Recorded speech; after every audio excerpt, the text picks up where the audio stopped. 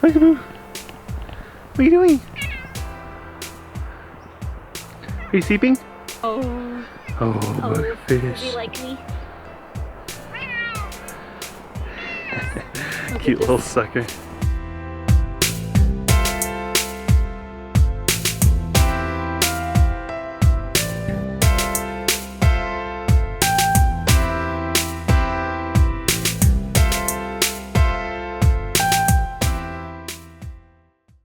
Couple of essentials. Always need a way to communicate without fail. Gonna need to do some cutting, so grab my pocket knife, and also gonna need to drill some holes in the pipe to put string and stuff on there. It's time to drive this to the top of the hill, and that's heavy. Just in case you haven't seen our snowplow video. Huh. It's freaking heavy. In case you're wondering, that's heavy. In case you also didn't know, we got a new family member.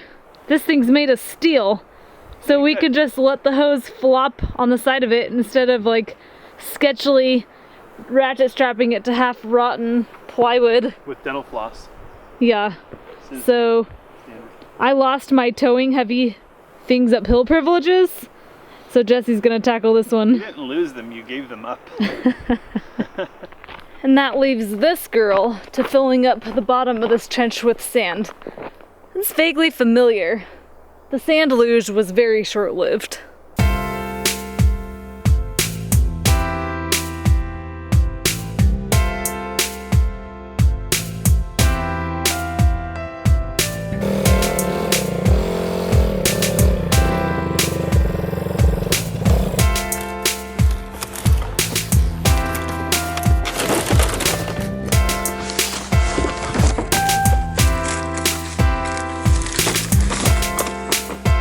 Oh, there it is.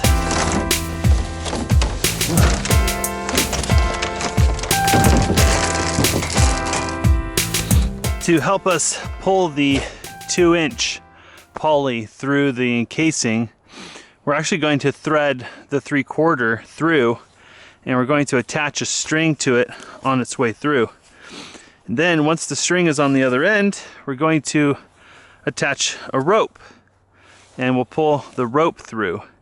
Then once the rope is through, we'll attach the rope to the 2-inch and we'll pull. But we're actually going to attach a second rope to the 2-inch. That way, as we're pulling it through, we end up leaving a rope in the encasing for future use if we ever needed to pull another pipe through. So it's a bit of a process, but in the end, it should make pulling that through easier, the 2-inch, and then it also should, if the event were to ever occur where we needed to do something, it'll make pulling a future pipe through much easier also. You could do this slightly differently by attaching a plastic bag to the string and using a vacuum like a shop vac to pull the string through, and that works pretty good. It works even better on conduit. But since this 3/4 threads pretty easily, it's worth it to just use the 3/4 to pull the string through at the same time. So one step and we'll end up with two things done. So I'm just going to put a little hole in the end here. We'll thread this through, tie a couple knots, and then we're ready to start threading the 3/4 through. We do have a bit of an issue. We only purchased 500 feet of 3/4 poly because we did not intend to use the 3/4 poly on the lower part of the water system, and it turns out we did use the 3/4 poly down there. So we've come up short, and what we had originally planned to do was to thread in the fill and drain line for both our current potable water system as well as for the future rainwater system. So what we're going to end up doing is only threading the 2-inch for both drain lines for the rainwater and potable water. I think we're going to run out of 3/4, so we may or may not end up threading the 3/4 through, but we're going to leave a rope in that second set of double encasing so that when the day comes and we have all kinds of energy, we can pull a fill line through for our rainwater system.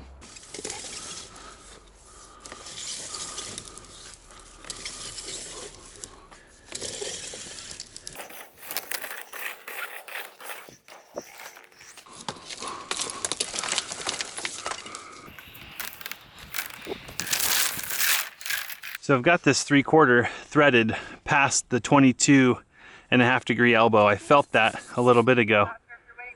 And, all right. And Alyssa is ready at the bottom to tell me when it pokes through. So I can stop pushing.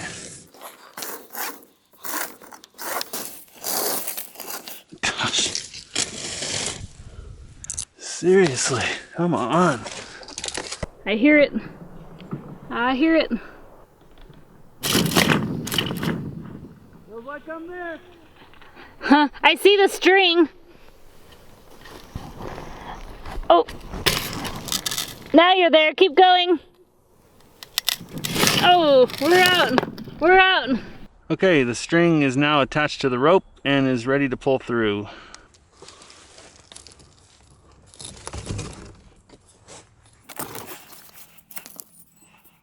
So several people have told me that this 2-inch poly is an absolute nightmare. So we're about to find out.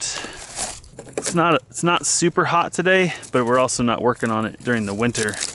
And I think some of those folks were talking about working with it in the winter, which is when we were originally going to put this system in. So we'll see how maneuverable she is. If you didn't know, when they coil this up, they actually band it every whatever so many feet. That way when you pop a band, the whole thing doesn't just come flying open. You have to pop the outer band, the inner band, and then like the super inner band. All right, she's wild and free. Based on that 3/4, I don't have high hopes for this stuff. Oh yeah, she's heavy too. I almost feel like you should probably, I think somebody even told me this, just straighten this out and let it stay straight for a whole day. Let the kinks come out of it. Oh, wow. I'm not really a small guy, but wow, this stuff does not take instructions well.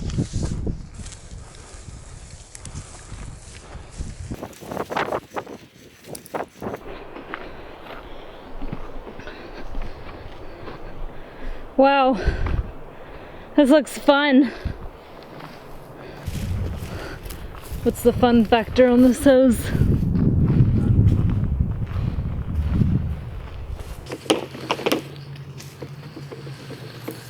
Was it, the inch wasn't this bad, right? No. And it's 3/4. Oh, do we have inch? No. Oh.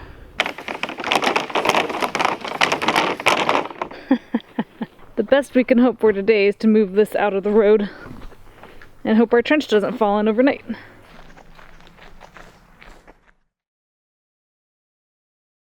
So, just like everybody warned, we are having a really hard time with this 2-inch poly. Gave up on it yesterday. It's definitely beyond the strength of one man, this guy. Plus I was really tired yesterday. I think I had a sun coma from the day before. We got some way too much sun that day. And dehydration. So we're going to try to use a little bit of muscle, American muscle, and stretch this poly out. And then we're supposed to get some 80-degree days here in the next day or two, and I'm hoping that that means this poly will relax. So I'm going to tie this to a tree at about the halfway point down there, and then I've got a couple of nice straps, and I'm just going to drill a hole in the end of each of these pieces, the ends, and we'll just hook them to the hitch there. We'll just give them a tug and see if we can't get this poly to give us a little bit more length and get all this coiling. If you look right here, if you know anything about pipe, that's a double bend. That means the pipe is bending both this way and that way in the same pipe. And there's 2 or 3 of those, which means this poly just does not want to straighten out. So if you were to pull hard enough on that, in theory, it would straighten out. But once you get it straight, guess what? Floop! Flops right back. So the 3/4 that we have wasn't this bad. This 2-inch is just a bug for sure. I'm gonna leave a little bit of what's called relish, and that's kind of meat after the fact here. So when I pull on this, it doesn't tear out.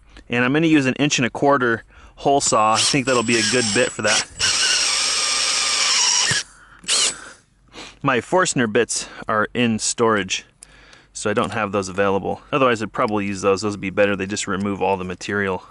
Be done with it. I don't have an auger bit that's this big. I do have a 1-inch auger, but it's not very good for plastic. It's meant for wood.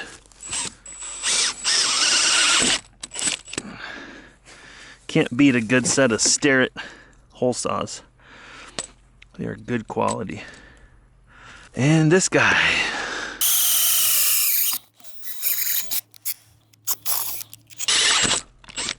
In case you were curious about the wall thickness on that 2-inch poly, it's probably at least 1/4 of an inch thick, if not maybe even a little bit more there, maybe 5/16.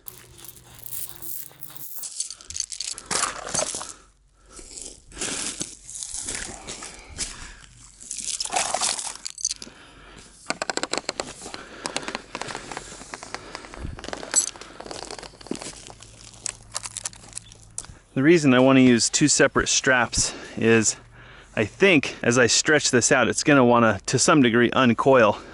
So if I put these together in 1 strap, I think it's going to keep that from happening. But if I have 2 straps, I think it'll allow each strap to twist, you know, as the rope or as the pipe wants to uncoil. So we'll test that out, see if it works. All right, well, that's about as high-tech as it gets right there. So let's give her a little tug and see what happens.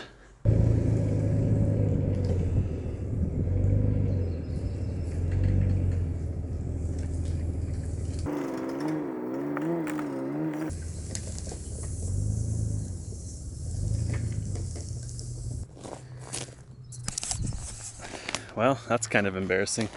My chain came loose. Wondered why I was going so far. I'm way the heck down there, and I'm like, man, this pipe is really long. Should have known something was up. This is one of those reasons I have a lot of respect for you folks out there, these gentlemen, women, whatever, who work alone. You know, it's just, you don't have enough eyeballs, and everything's just a little bit harder, especially when it comes to this really difficult stuff. So a lot of respect for you guys. So I guess I'll try to get this chained up to that tree now and see what happens.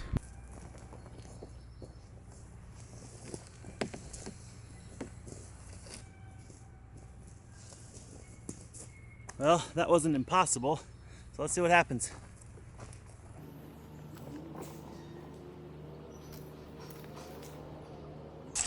Hey there, turned out pretty good.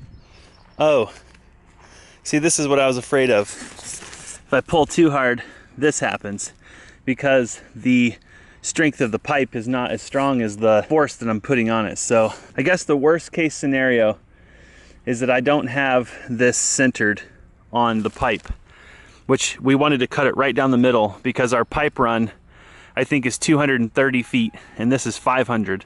So we have 20 feet of fudge room on this pipe if we cut it perfectly in half.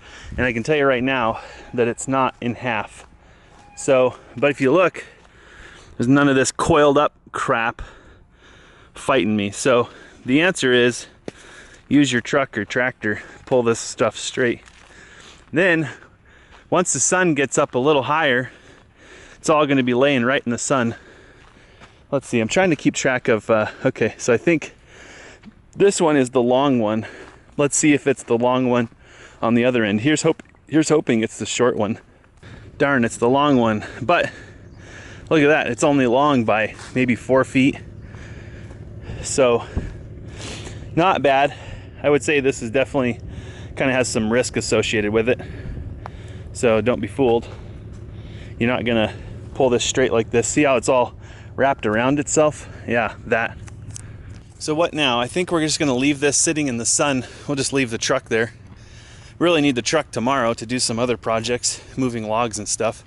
But I think if we just leave her in the sun just like it is and let the sun cook that pipe, by the time we get done this evening, I think she'll be a little more relaxed. But then again, I don't know if I want to be the guy to take that strap off. Could be one huge slinky and Yankee across the country. What do you think? Some of you were asking for a poly update. We have good and bad news. Bad news is we blew a tire on the way home. Right? In water. So that makes us kind of grumpy. The good news is that we tied the poly to a tree and the truck. Yep. And feed it into submission. Yes. So it's straightish now. It doesn't, and we backed up and there's slack on the toe straps and the poly is not trying to completely knock our teeth out. That's Me neither. No heat. Yay! Ew. Well, the sun heat. The sun gave it a good cooking. So we're good? I think. All right. We have other problems to fix. Yeah, we have a million other things going on at the moment, but this problem for the moment seems to be solved. We just now have to get it to the top of the hill, and we'll bother with all that later.